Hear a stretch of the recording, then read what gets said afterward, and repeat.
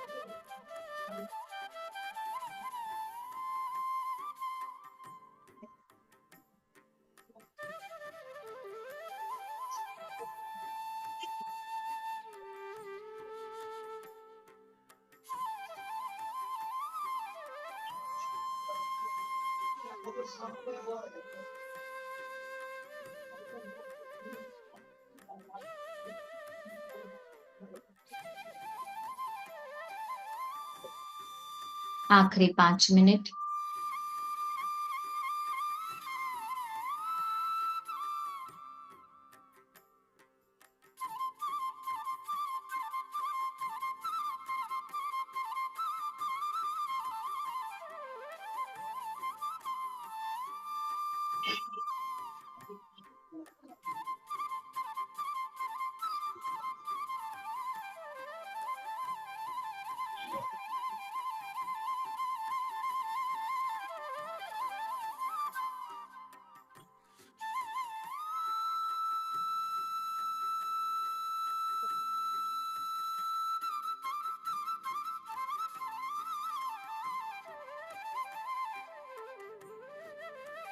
सांसों के साथ आखिरी 3 मिनट।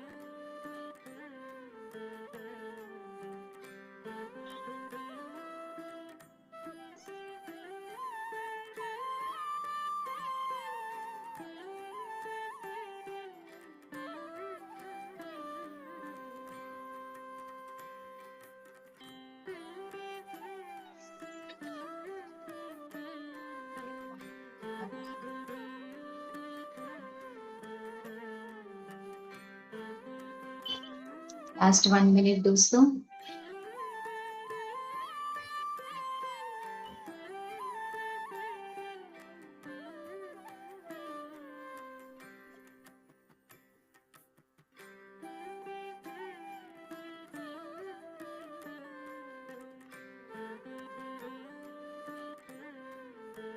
आखिरी 10 सेकंड। दोनों हाथों को धीरे धीरे अपने शरीर में वापस आएंगे वर्तमान स्थिति में। पैरों के तलवे से लेकर सर के बालों तक एक एक अंग को महसूस करते हुए, बिल्कुल अपना समय लेते हुए, आसपास के वातावरण को महसूस करते हुए अपने आप में वापस मुड़ जाएंगे। Last 10 second. धीरे धीरे अपने दोनों हाथों को आंखों पर रखेंगे।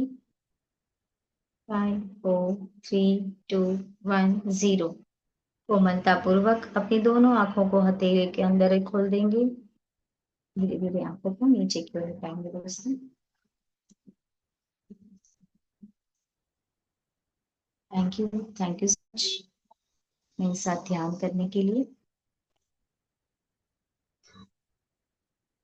जो भी दोस्त ध्यान से बाहर आ चुके हैं वो अगर हो सके तो अपना वीडियो ऑन करें, ताकि ये जो हमारा सेशन आज से शुरू होने वाला है स्वाध्याय कर्म सिद्धांत बुक के ऊपर, जो पत्री सर द्वारा लिखित बुक है, और जो दोस्त अभी भी ध्यान में है तो ध्यान में इस सब्जेक्ट को आप सुन सकते हैं। Thank you so much. तो दोस्तों, कर्म सिद्धांत अपने आप में एक बहुत बड़ा सिद्धांत है। आध्यात्मिकता में इस सिद्धांत को समझकर इस कर्म सिद्धांत से हर एक व्यक्ति को बाहर आना है। देखा जाए तो प्राणी, पशु, ये जीव जंतु है, जानवर है, इनके लिए कर्म सिद्धांत नहीं होता। मनुष्य के लिए ही कर्म सिद्धांत लागू होता है। तो ये कर्म सिद्धांत क्या होता है, कैसे होता है, क्यों होता है, कब हम इसमें से बाहर निकलेंगे, ये सब हम आज थोड़े से इंट्रोडक्शन में जान लेंगे। फिर कल से एक एक टॉपिक के ऊपर विस्तार पूर्वक हम जानते जाएंगे। तो समझना है इस कर्म सिद्धांत को ऐसे, जैसे कि कर्म सिद्धांत के 3 प्रकार होते हैं: संचित कर्म, प्रारब्ध कर्म, आगामी और वर्तमान। आगामी कर्मा को ही वर्तमान कर्मा भी बोलते हैं। तो दोस्तों, जब हम इस धरती पर आते हैं तब हमें इस धरती पर ये जो देह देकर भेजते हैं ना, एकदम प्योर होता है। जैसे कि आपने कोई एक कोरा कागज देखा होगा, है ना, वो कितना वाइट रहता है, उसके ऊपर कुछ भी लिखा हुआ रहता है? नहीं। कुछ भी दाग रहते हैं? बिल्कुल भी नहीं। इतने प्योर वो कागज रहता है, सफेद कलर का। ऐसे ही हमें इस तरह से भेजा जाता है। तो शुरुआत में हमें 3 शरीर हमारे साथ होते हैं: कारण शरीर, सूक्ष्म शरीर और भौतिक शरीर। ठीक है। जैसे हम शरीर ग्रहण करके धारण करके धरती पर आते हैं, फिर क्या होने लगता है? हमारी ये जो मनोमय स्थिति, mental body, emotional body, energy body, ये चलना शुरू हो जाती है। मन में बहुत सारे विचार आते हैं, है ना, और उसी के द्वारा हम कार्य करने लगते हैं। कर्म जो होते हैं वो अलग अलग प्रकार से होने लगते हैं: मन के द्वारा, वाणी के द्वारा और हाथों के द्वारा किए हुए कर्म। ठीक है। मन से अगर हम किसी के बारे में खराब सोचेंगे, खराब विचार रखेंगे, तो वो मन के द्वारा किया गया कर्म है। वाणी से अगर किसी के लिए अपमानास्पद शब्द बोलेंगे, कटु शब्द बोलेंगे, तो वो वाणी से किया हुआ कर्म है। हाथों के द्वारा किसी को मर्डर किया, किसी को पीटा, किसी को मारा, है ना, तो वो हाथों के द्वारा किया गया कर्म है। तो ये तीनों, मन, वाणी और हाथों के द्वारा जो भी कर्म करते हैं, उसको हमें भुगतना पड़ता है ना दोस्तों। तो हर एक कर्मा का ये जो पार्ट है उसको हम एग्जाम्पल वाइज देखते जाएंगे। जैसे कि संचित कर्मा। जैसे हम बोलते हैं ना, हम कोई भी बैंक में अकाउंट ओपन करते हैं तो हमारा करंट अकाउंट रहता है, सेविंग अकाउंट रहता है, एक फिक्स डिपॉजिट अकाउंट भी रहता है। तो इसी तरह संचित कर्मा, यानी कि जब हम मनुष्य योनि में आते हैं तो सबसे पहला जन्म होता है, वहां से हमारी इस कर्म की गति शुरू हो जाती है। उस जन्म में हमने क्या क्या कर्म किए, उस जन्म से लेकर अब तक के जन्म तक जितने भी कर्मास हमने किए हैं, उसका सारा लेखा जोखा उस संचित कर्मा में रहता है। That is our fixed deposit account. जब हम धरती पर आते हैं तब हमें कहा जाता है कि ये जो तुम्हारा ये जो संचित कर्मा है, इसमें से जैसे कि सपोज सोच लो कि वो 1 लाख कर्मा है हमारा। ठीक है। अगर कोई मनुष्य धारण करके नीचे आ रहा है शरीर को, तो उसको पूछा जाता है कि तुम 1 लाख में से कितने कर्मा को नीचे लेके जाओगे और उसको रिलीज करोगे। तो वो 1 लाख में से समझ लो कि वो 1000 कर्मास को लेके आ रहा है। कर्मास यानी लेसन, जो सीखने के लिए हम धरती पर आते हैं। तो 1000 कर्मास को अगर वो लेकर आ रहा है सीखने के लिए इस जन्म में, तो वो हुआ उसका प्रारब्ध कर्मा। तो एक हुआ संचित कर्मा, जो हम जन्म से लेकर अब तक जितना भी हमने जो कुछ भी किया है वो उसमें होता है। और उसमें से जो कुछ कर्मा हम रिलीज करने के लिए, लेसन सीखने के लिए नीचे आते हैं, वो है प्रारब्ध। तो अभी किसी पर्सन ने तय किया, मनुष्य ने, कि मैं 1000 कर्मास को लेके जाऊंगा और उसको रिलीज करूंगा, उस लेसन को इस जन्म में ही मैं पूरा कर लूंगा। और तीसरा होता है आगामी यानी वर्तमान। आगामी को ही वर्तमान कर्मा कहा जाता है।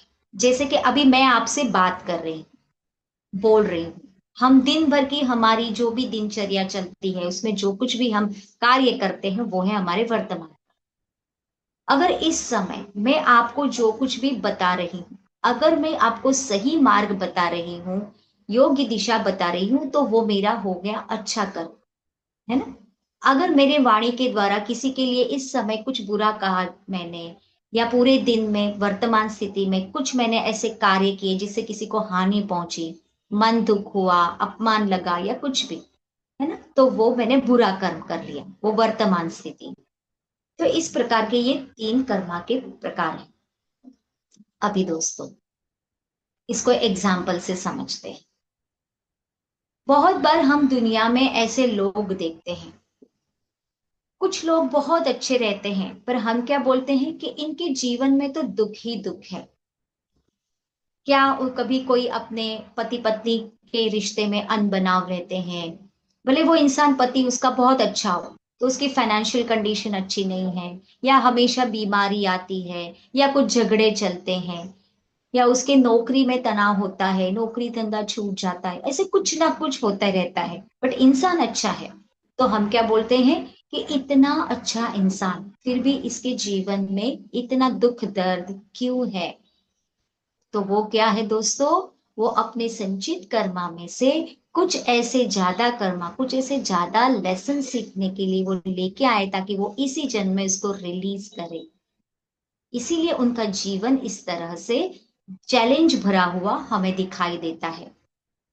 तो एक्चुअल में देखा जाए तो ऐसे जो कोई भी सोल है वो ब्रेव सोल है। क्यों? कि वो चाहते हैं कि इसी जन्म में मैं मैक्सिमम मेरे कर्मास को रिलीज कर दूं। ये जो लेयर मैंने इतने जन्मों में खड़े किए हैं, जो ये सीढ़ी एक के ऊपर एक मैंने बनाई है, उसको मैं एक के बाद एक डिलीट करता जाऊं, कट करता जाऊं, रिलीज करता जाऊं। ठीक है। और कुछ लोग ऐसे होते हैं कि वो कुछ ज्यादा मेहनत नहीं करते, इस जन्म में बहुत अच्छे से जीऊंगा, खाऊंगा पीऊंगा ऐश करूंगा, उनके पास गाड़ी बंगले बहुत सारी जायदाद, रिच होते हैं, और फिर उनका लोगों से व्यवहार, कुछ लोग ऐसे होते हैं कि व्यवहार अच्छा नहीं होता, फिर भी जीवन बहुत आनंद से जी रहे हैं। तो बहुत बार हम ऐसे भी लोग हैं, तो हमारे मन में कंपैरिजन आती है कि इनका जीवन इतना खुशहाल है, और ये इतने लोगों की सहायता भी नहीं करते, फिर भी इतना अच्छा जीवन जिए जा रहे हैं। तो वो लोग कौन होते हैं, जो अपने संचित कर्मा में से कुछ, जैसे कि 1 लाख अगर डिपॉजिट में पड़ा है, वो संचित कर्मा में, उसमें से वो 100 या 10 ऐसे ही कुछ कर्मास या लेसन्स लेके आएंगे धरती पर सीखने के लिए। तो ये तो हम देख रहे हैं कि ये 3 प्रकार के कर्मास हैं। तो कर्मा किस तरह से क्रिएट हो रहे हैं, हमने देखा, मन, वाणी और हाथों के द्वारा। ठीक है। अभी ये जो कर्मा तो क्रिएट हो गए हैं, ये तो हमने समझ लिया। तो इनमें से, इन जो कर्मा जो हमारे पास है, इसमें से बाहर कैसे आया जाए, है ना। हमारा टारगेट तो वही रहता है कि हमने जो कुछ भी कर्म किए हैं, उसमें से कैसे बाहर आ जाए। तो देखो दोस्तों, वहां पे जैसे मैं अभी बताऊंगी, तमोगुण, रजोगुण, सत्वगुण, शुद्ध सत्वगुण और निर्गुण, ये जो गुण रहते हैं व्यक्ति के, उसके अनुसार हमें पता चलता है कि व्यक्ति किस गुण के आधार पर किस तरह से उसने अब तक के जन्मों में कर्मास किए। जैसे कि तमोगुण में 100 जन्म लेते हैं, तो तमोगुण का व्यक्ति जो है, वो शरीर के ऊपर ही रहेगा, पूरा दिन शरीर के बारे में ही सोचेगा। मैं, मेरा शरीर, मेरा घर, मैं सब खुद का ही सोचता जाएगा। ठीक है। उसी में वो सालों साल ऐसे 100 जन्म का पूरा करेगा। ठीक है। आलस रहेगा, है ना। और जैसे कि रजोगुण, रजोगुण में क्या होता है, उसमें भी 100 जन्म लेती है एक आत्मा। तो ये सब गुण है, ये गुण के द्वारा आत्मा जो है, वो हर एक जन्म में 0.5 सीखते सीखते सीखते आगे निर्गुण स्थिति तक पहुंचती है।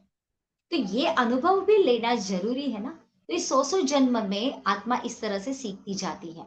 रजोगुण में क्या होता है, जैसे कि मैं हिंदू हूं, मैं मुसलमान हूं, ये हमारे कम्युनिटी का है, पॉलिटिशियंस, कि मैं, ये सब पावर मेरे हाथ में होनी चाहिए, मैं फेमस होना चाहिए, ये लालसा रहती है, वो रहती है रजोगुण।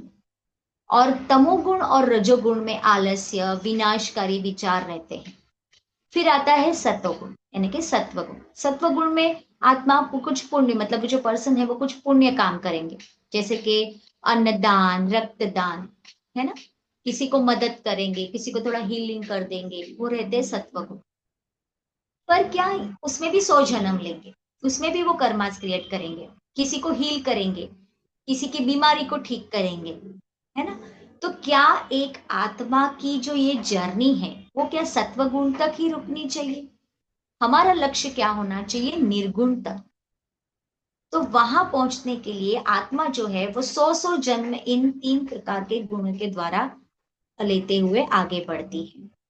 फिर वो पहुंचती है शुद्ध सत्व गुण। शुद्ध सत्व गुण में वो ध्यान सीखती है। जैसे आप सभी मास्टर अभी शुद्ध सत्व गुण में है, जो यहाँ बैठे हैं, ये स्वाध्याय सुन रहे हैं, ध्यान कर रहे हैं। सिर्फ ध्यान करने से कुछ नहीं होगा दोस्तों। ध्यान करने के बाद जो ज्ञान दिया जाता है, उस ज्ञान को हम कितना हमारे जीवन में अवतरित करते हैं, इम्प्लीमेंट करते हैं, कितना हम सीखते हैं, उतारते हैं, तब जाकर हम आगे बढ़ते हैं। और जब ज्ञान आता है जीवन में, तब भी हमारे कर्मा रिलीज होते हैं। ध्यानाग्नि ददग्न कर्माणाम। ध्यान से ज्ञान, ज्ञान से ही मुक्ति हासिल हो सकती। तो ज्ञान कितना इंपॉर्टेंट है हमारे लाइफ। ऐसे करते करते हम हैं निर्गुण स्थिति में। निर्गुण स्थिति में हम क्या करते हैं, ध्यान कर लिया, ज्ञान ले लिया, सब जगह विश्व कल्याण, विश्व में हर एक की सेवा करने के हमारे विचार, मिराकुलस थिंकिंग हो जाती है कि जो ध्यान से ज्ञान से हमने पाया है, उसी को हम सब में बांटेंगे। सब जगह ध्यान के लिए, ध्यान महायज्ञ के लिए ऑर्गेनाइज करते जाएंगे, बड़े बड़े प्रोग्राम करेंगे, हर जगह हम क्या करेंगे, इस ध्यान का प्रचार प्रसार करेंगे। तो जब हम ये करते जाएंगे, ऑटोमेटिक हमारे जो भी कर्मास है वो रिलीज होते जाएंगे, कर्म प्रक्षालन होता जाएगा। तो ये जब हम ध्यान में आने के बाद जो सेवा करते हैं, तो इस सेवा को क्यों हाईएस्ट फ्रीक्वेंसी बताया गया है, क्योंकि सेवा के माध्यम से ही आप अपने कर्मास को बहुत हद तक उसको रिलीज कर सकते हो दोस्तों। तो जैसे कि हमारे जो भी कर्मास से बाहर निकलने के लिए सबसे पहले 3 प्रकार है, पश्चाताप, परिवर्तन और प्रायश्चित। सपोज एक बंदा है, एक पर्सन, वो नॉन वेजिटेरियन था पहले, ठीक है। अभी सत्संग ध्यान में आने के बाद, ज्ञान लेने के बाद उसे पता चला कि शाकाहारी होना कितना जरूरी है, क्योंकि हमारे ये जो दांत हमें मिले हैं, ये दांत हमें शाकाहार भोजन ग्रहण करने के लिए मिले हैं। हम वो हिंसक जंगली जानवर जैसे हमारे ये दांत नहीं है, नुकीले, है ना। उनके दांतों की वो जो रचना होती है, वो इसी प्रकार उन्हें दी जाती है ताकि उनका भोजन नॉन वेजिटेरियन है ना। तो हम क्या है, हम शाकाहार भोजन के लिए ही हमारे दांतों की रचना इस तरह से हमें दी गई। तो जैसे जैसे उस पर्सन को ये पता चलने लगा, वो शाकाहारी होने लगा, और जैसे ही वो घर पे आया तो उसके घर पे शाकाहार भोजन नहीं था, नॉन वेजिटेरियन भोजन बनाया गया था। तो उसने अपने घर वालों को बोल दिया कि आज से मैं इस आहार को नहीं लूंगा। तो घर वालों ने, फैमिली मेंबर्स ने उसको बहुत फोर्स किया, चलो तुमने आज ये डिसाइड किया है, तुम कल से जो निर्णय लिया है उसके साथ आप कल से जाओ, बट आज ये भोजन कर लो, हमने और कुछ नहीं बनाया। तो भी वो इंसान अपने विचारों पर इसी तरह रहा, डटे रहा। उसने बिल्कुल भी अपने विचार को नहीं बदला कि नहीं, आज मैंने डिसाइड किया है मुझे शाकाहारी बनना है, तो मैं आज से ही बनूंगा। तो सिर्फ वो दूध पीकर सो गया, उसने वो भोजन को बिल्कुल भी ग्रहण नहीं किया। क्यों नहीं किया, क्योंकि उसे पता चला कि अब तक भी जाने अनजाने में मैंने ये जो फूड अपने अंदर लिया है, उसकी वजह से मैंने उन प्राणियों को कितना दुख पहुंचाया है, कितनी जीव हानि हुई है, सिर्फ ये मेरी जीवा के स्वाद के लिए। तो ये जैसे ही सोच विचार उसके मन में आए, तो वो उसका मन विचलित हो गया, दुखी हो गया। तो इसे क्या कहते हैं, पश्चाताप। उसको पश्चाताप हो गया कि अरे मैं ऐसे कैसे कर सकता हूँ, मैंने ऐसे लोग, प्राणियों को मैंने इतना परेशान कर दिया, जीव हत्या कर दी अपने सिर्फ स्वाद के लिए। तो क्या सिर्फ पश्चाताप करने से हम अपने कर्मास से बाहर आ सकते हैं दोस्तों? बिल्कुल भी नहीं। अब हमें नेक्स्ट स्टेप पे जाना है, वो है परिवर्तन। तो परिवर्तन कैसे आएगा? जो हमने जाना कि ऐसे भोजन करने से हमारे जो पशु पक्षी हमारे बंधु ही है ना, हमारी धरती पर रहने वाले हमारे सहयोगी, उनको हम हानि पहुंचा रहे हैं, तो हमें दूसरों को भी उसके बारे में आगाह करना चाहिए, अलर्ट करना चाहिए। तो वो दूसरों को भी वो बता कि शाकाहार का कितना महत्व है। ऐसे बताते बताते वो दूसरों में भी वो परिवर्तन आना शुरू हो जाएगा। यानी पश्चाताप हुआ पहले, सेकंड स्टेप आया परिवर्तन। क्या अभी इसी स्टेप से काफी है हमारे इस कार्मिक अकाउंट से बाहर आने के लिए? बिल्कुल भी नहीं। और थर्ड स्टेप पर हमें जाना होगा, वो है प्रायश्चित। प्रायश्चित करने के लिए क्या करना पड़ेगा? जो नॉन वेजिटेरियन है, जिसने अपना ये भोजन छोड़ दिया है, शाकाहार रैली में जुट जाओ, लोगों को उसमें जोड़ो, बहुत बड़े पैमाने पर लोगों को अलर्ट करो कि शाकाहार भोजन कितना जरूरी है। जैसे कि अगर कोई एक चोर है, जिसने चोरी करके किसी का खून कर दिया, और पुलिस उसको पकड़कर जेल में लेके गई, उसको जेल में डाल दिया, ठीक है। अभी उसको 10 साल की सजा हो गई। 10 साल वो, 10 साल में से 7 साल ऐसे ही गए जेल में, वो सजा काट रहा है। अभी 7 साल के बाद अचानक से उस इंसान के मन में ऐसा आया कि अरे मैंने क्या कर दिया, एक छोटी सी चोरी करने के लिए मैंने उस इंसान को मार दिया, इसका खून कर दिया। उसके मन में पश्चाताप आना शुरू हो गया। अब वो धीरे धीरे उसके जो कैदी बंधु जो है उसके आसपास, उनको भी वो बता रहा है कि जो गलती मैंने की वो आपको नहीं करनी है। अगर हम यही गलती करते जाएंगे तो ये अच्छा नहीं है। तो धीरे धीरे उसने वो लोगों को बताना शुरू किया, वो जो कैदी है आसपास के, उनको बताना शुरू किया। इससे क्या हुआ कि वो जो मेजर वहां के जो अधिकारी है, पुलिस अधिकारी, वो देखते गए उसको कि अरे इस इंसान में तो कितना सारा परिवर्तन आ रहा है, इसको पश्चाताप हो रहा है अपने किए के ऊपर, और ये प्रायश्चित के स्वरूप में अब वो क्या करेंगे इसको, उसकी जो सजा जो है, जो 7 साल ऑलरेडी वो काट चुका है, तो आगे बताया जाएगा कि इस बंदे ने बहुत अच्छा काम किया है, खुद तो समझ गया है, औरों को भी ये बता रहा है, तो उसकी बाकी की जो भी सजा के साल बचे हुए उसको हम माफ कर देंगे और फिर उसको रिहा कर दिया जाएगा। तो क्या हो गया, वो अपने कर्मास में से बाहर निकल गया। जब हम पश्चाताप, परिवर्तन और प्रायश्चित, ये 3 कैटेगरी में से पार हो जाते हैं दोस्तों, तभी सही मायने में हम इस कर्मास से बाहर निकल जाते हैं।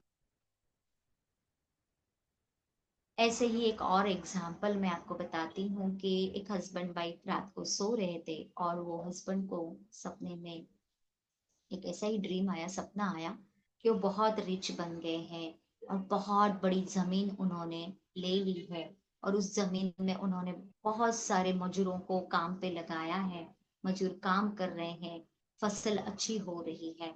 इतने में एक मजदूर जो उसके साथ उनकी कुछ अनबन हुई, और इतनी अनबन बढ़ गई कि उन्होंने उसका मर्डर कर दिया, खून कर दिया, वो बंदा मर गया। तो मर गया, तो पुलिस आई, उसको पकड़ के उनको जेल में लेके गए और 12 साल की सजा सुना दी गई। अभी वो जेल में बैठे बैठे 8 साल चले गए, तो रो रहे हैं, जोर जोर से रोने लगे, ये मैंने क्या कर दिया, कुछ ऐसी अनबन के लिए मैंने इतना बड़ा गुनाह कर दिया, ऐसे बोल बोल के वो रोने लग गया। तो रोते रोते क्या हुआ, उनकी जो वाइफ बाजू में सो रही थी वो उठ गई, और उन्होंने उनको जोर से हिलाया, अरे उठो उठो, क्यों रो रहे हो, क्यों रो रहे हो। तो उन्होंने झट से अपनी आंखें खोल दी। आंखें खोलने के बाद उन्हें पता चला, अरे ये तो मेरा सपना था, सच में ऐसी स्थिति है ही नहीं, ये तो मेरा सपना था। तो देखो दोस्तों, सपने में जो कुछ भी हुआ, जो 12 साल की सजा उन्हें सुनाई दी गई थी, उसमें से उन्होंने 8 साल तो बिता दिए, तो बाकी बचे 4 साल। तो क्या ये 4 साल की सजा वो भुगतेंगे?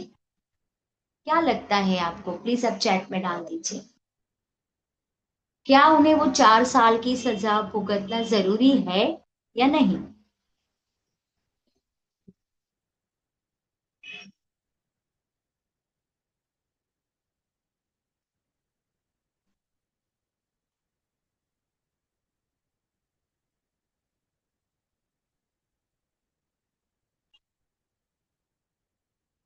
नहीं। Yes, thank you so much. तो दोस्तों क्यों जरूरी नहीं है? क्योंकि उन्होंने जो सपना देखा था उसमें ये सब घटना हुई थी, हकीकत में तो हुई ही नहीं थी। तो फिर वो 4 साल की सजा काटने की कोई जरूरत ही नहीं है। तो इसी प्रकार हम इस धरती पर जन्म लेकर आए हैं, तो इस धरती पर हम जो मेंबर्स को लेके आए हैं, हमारे आसपास जो भी हमारे भाई बहन, माता पिता, पति पत्नी, जो भी हमारे आसपास हमारे बच्चे, रिलेटिव्स, इन सबको हम जो चुनकर लेके आए हैं, तो यहाँ पे क्या हो रहा है? एक फिजिकल लेवल पर इस धरती पर एक ड्रामा ही हो रहा है, एक ड्रीम लेवल का ड्रामा। तो इस ड्रामे में हम जितना अंदर डूबते जाएंगे, हम उनको सच मानते जाएंगे। जैसे कि मैं आपको और एक अलग तरीके से समझाती हूँ। कोई भी एक मूवी है, मूवी में अगर मूवी बहुत अच्छे तरीके से जा रही है, कोई कुछ भी नहीं हो रहा है, सब अच्छा अच्छा बता रहे हैं, तो आपको वो मूवी देखना पसंद आएगा? बिल्कुल भी नहीं। मूवी में कुछ ना कुछ होता रहेगा, या सास बहू के झगड़े होंगे, या कोई विलन होगा जो हीरो को पीट रहा होगा, है ना? फिर जैसे ही मूवी खत्म हो जाती है, मूवी को अवार्ड मिलता है, तो वही विलन उस हीरो के साथ गले मिलकर बड़े प्यार से बातें करते रहते हैं। तो ठीक इसी प्रकार हम जब धरती पर आते हैं और हमारे साथ कोई भी किसी एक व्यक्ति के साथ बार बार अनबन होती है, ट्रिगर होते रहते हैं हम उस व्यक्ति के साथ, तो समझ लो कि आपका उसके साथ अकाउंट है, कर्म बंधन में है आप। सपोज पति और पत्नी में, अगर पत्नी बार बार अपने पति का कंप्लेंट कर रही है, मेरे पति ऐसे हैं, बिल्कुल ध्यान नहीं देते, कभी मुझे बाहर लेके नहीं जाते, हमेशा कोसते रहते हैं, बार बार कंप्लेंट कर रही है, मतलब उस पत्नी का उस पति के साथ कर्म बंधन है, कार्मिक अकाउंट है। वो उसी की वजह से है, क्योंकि वो कंप्लेंट कर रही है। अगर पति कर रहा है तो पति का कर्म बंधन। तो जो इंसान हमारे जीवन में जो हमारे साथ बार बार ट्रिगर हो रहा है, मतलब वहां पे कार्मिक अकाउंट है। तो ये हमें समझना है दोस्तों। अगर कोई हस्बैंड वाइफ में, हस्बैंड हर रोज शराब पीकर आकर अगर किसी इसकी वाइफ को दुख दर्द दे, मार छोड़ करे, पीटे, कुछ खराब शब्द बोले, तो भी क्या करना है? वहां समझना है कि किसी जन्म में मैंने इनको बहुत परेशान किया होगा, इसकी वजह से आज मैं इस परिस्थिति को चुन कर लाई हूं। क्यों चुन कर लाई हूं? मेरे संचित कर्मा में से इसको मैं क्यों चुन कर लाई हूं? क्योंकि मुझे इस जन्म में इस लेसन को सीखकर इससे बाहर निकलना है। जो हम कर्मा कर्मा बड़ा बड़ा शब्द बोल रहे हैं ना, ये और कुछ नहीं, हमारे लेसन होते हैं। इसको सीख कर इसमें से मुझे बाहर आना है। तब उस समय उसकी पत्नी को क्या करना है? मन में शांति रखनी है और मन से समझकर उसको माफ कर देना है। फिजिकली तो हम माफ कर देते हैं दोस्तों, बट ये जो हमारा मन है जिसमें लगातार विचार चलते रहते हैं, क्या मन से हम उनको माफ कर पाते हैं? बिल्कुल भी नहीं। हम ऐसे बोल तो देते हैं, हाँ मैं माफ कर दूंगी, चलो हो गया, आई एम सॉरी, बट मन में क्या होता है? इस बंदे ने मुझे बहुत परेशान करके रखा है, हर टाइम ऐसे ड्रिंक करके आके मुझसे ऐसे बोलते हैं, वैसे बोलते हैं, जब मेरा समय आएगा जरूर इनको देख लूंगी। तो हमने तो देखा ही है, मन, वाणी और हाथों के द्वारा किया गया कर्मा। तो ये तो कर्मा क्रिएट हो रहा है, तो जिसको हम रिलीज करने जा रहे हैं वो और बढ़ता जा रहा है। तो हर पल अवेयरनेस में रहते हुए, फिजिकल बॉडी से आप उनको माफ कर रहे हो, तो मन से भी क्षमा करना है। कंप्लेंट बिल्कुल भी नहीं करना। जो कुछ भी हो रहा है वो मैंने ही कभी किसी जन्मों में किया होगा, इसीलिए उस लेसन के द्वारा सीख कर उसे रिलीज होने के लिए ये सिचुएशन को मैं ही लेकर आई हूं। तो मुझे माफ कर दीजिए। शांति बनाए रखें, पेशेंस रखें, और किसी को भी एक शब्द अपने मुंह से ऐसे कंप्लेंट का ना निकाले। फिर आप देखिए, फटाफट आप उस कर्मा में से बाहर निकल जाए। क्योंकि वहां पर क्या हुआ? अगर पति कितना भी परेशान कर रहा है या पत्नी परेशान कर रही है, तो आपने क्या किया? शांति रखी, धैर्य रखा, ये और उनकी मदद की, उनको अच्छे से खाना खिलाया, या फिर पत्नी परेशान करे तो पति उसको बाहर लेके गए, अच्छी बातें की, पत्नी ने उसका ध्यान रखा हर तरह से, यानी वहां पे पश्चाताप भी आ गया। धीरे धीरे बातों से को समझ देने की कोशिश करी तो परिवर्तन आ गया, और धीरे धीरे प्रायश्चित भी करके वो उस कर्मा से बाहर भी निकल गए। तो इस लेवल का धैर्य, शांति और पेशेंस हमें अपने भीतर रखना बहुत जरूरी है दोस्तों। तब जाकर हम इस कर्मा की गति में से बाहर आ सकते हैं। तो आपको समझ में आ गया दोस्तों, संचित कर्मा, प्रारब्ध कर्मा, आगामी या वर्तमान कर्म। तो जैसे जैसे हम ये 3 कैटेगरी में से बाहर आ जाते हैं, आगे जाके हम क्या यहीं तक रुकना है? बुरे कर्म, अच्छे कर्म, और तीसरा है सत्य कर्म। सत्य कर्म क्या है? निष्काम सेवा द्वारा किया गया सत्य कर्म, यानी ध्यान को सीखकर ध्यान का प्रचार करना। क्योंकि मैंने बोला ना, ध्यान से ज्ञान, ज्ञान से ही मुक्ति प्राप्त हो सकती है। उसके अभी मुक्ति पाने के लिए क्या करते हैं? तीर्थ क्षेत्र जाते हैं, गंगा में डुबकी लगाते हैं, पूजा पाठ करते हैं। क्या ये सब करने से हमारे कर्मा की गति कम होगी? क्यों नहीं होगी? क्योंकि जो कुछ भी शक्तियां हैं वो हमारे भीतर है, और हम क्या कर रहे हैं? बाहर की उस मूर्ति में जान डाल रहे हैं, उसकी पूजा करते, सब हमारी शक्ति उसको दे रहे हैं। हालांकि वो जो मूर्तियां हैं जिसे जिनको भी हम मानते हैं, भगवान बुद्ध है, श्री कृष्ण है, श्री राम है, हनुमान जी है, इन्होंने सबने क्या किया? हनुमान जी की मूर्ति को आप देखेंगे ध्यान मुद्रा में रहते हैं, शिव की मूर्ति को देखेंगे वो भी ध्यान की मुद्रा में ही रहते हैं।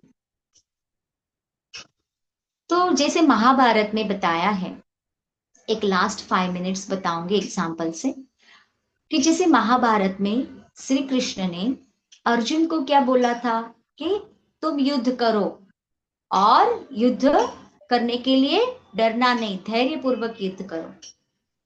बट तभी स्टार्टिंग में अर्जुन क्या थे? शरीर के लेवल पर थे।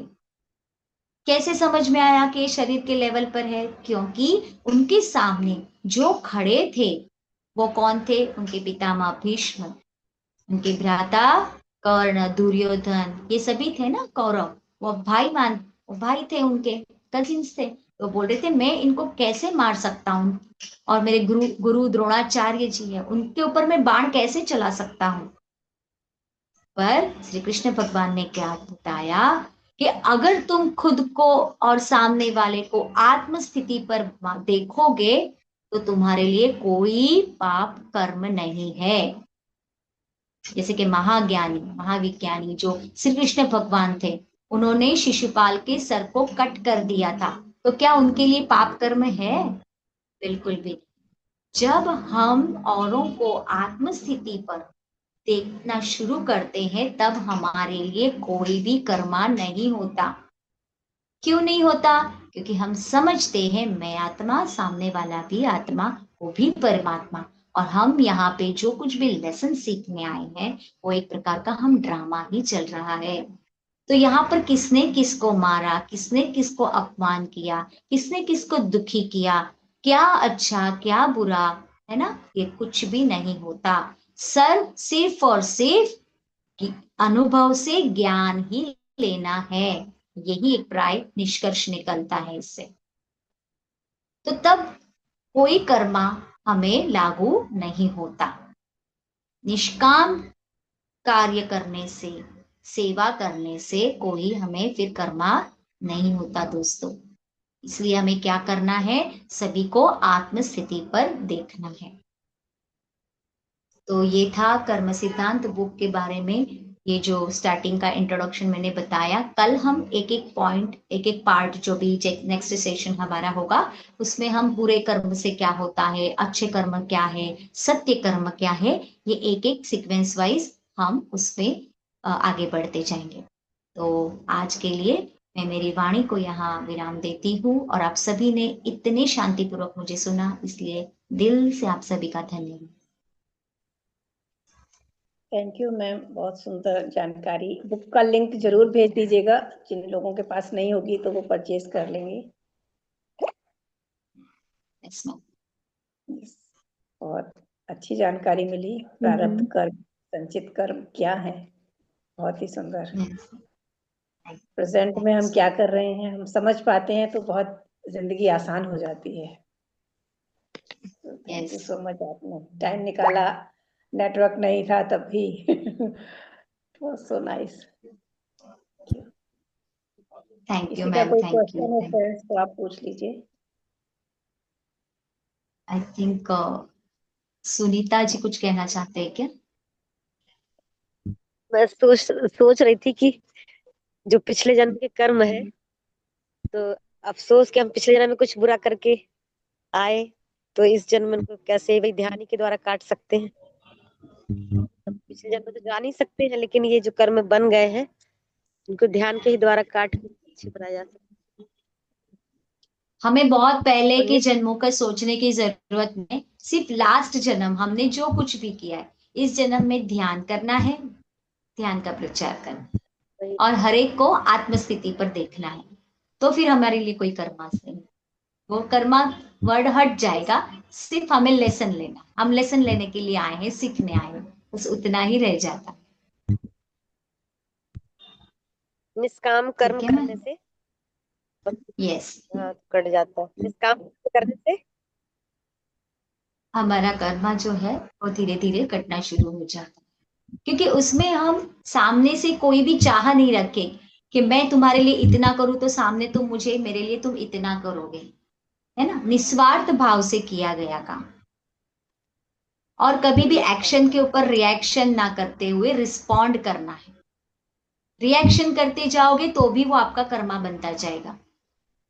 हर एक यही पल गलती होती जागरूकता पूर्वक, यस, हर ये एक पल पॉइंट यही बहुत गलती जागरूकता में होती रहना। है। इसमें इसके लिए जागरूक रहना पड़ेगा। रिएक्शन बहुत यस, जल्दी मैं भी कर देती हूँ, लेकिन सुनने से यही फायदा है कि हाँ, कि रिएक्शन नहीं देना है, बहुत जल्दी समझना पड़ेगा। Thank you. आप जो भी काम करते हैं उसमें माइंडफुलनेस रखिए, सांसों के साथ रहते जाएंगे ना तो रिएक्शन नहीं, क्योंकि हमारा मन तब निश्चल स्थिति में रहता है, शांत रहता है। तो अब धीरे धीरे सांसों के ऊपर रहते जाएंगे, कोई भी काम करते करते तो ऑटोमेटिक आप जागरूकता में आएंगे कि मुझे किस तरह से रिस्पॉन्ड करना है। क्योंकि हम तब क्या समझेंगे कि सामने वाला जो बोल रहा है कोई बात नहीं, वो है तो आत्मा ही, परमात्मा ही है, वो इसीलिए हमें ऐसा बोल रहा है ताकि मैं मेरे आध्यात्मिक क्षेत्र में आगे बढ़ सकूं, मेरी आध्यात्मिक जर्नी में मैं आगे बढ़ सकूं। तो उसके लिए मेरे मन से उसके प्रति धन्यवाद के ही शब्द आएंगे, ग्रेटिट्यूड ही आएगा। पति कितना भी डांटे बोले कुछ भी करे, कर तो रहे हमारे लिए, हमारे घर के लिए, बच्चों के लिए, है ना। तो ये भाव जब हम आएंगे, उतारेंगे, तब ग्रेटिट्यूड की भावना आएगी, तो वहां पे कोई कर्मा ही नहीं बनेगा।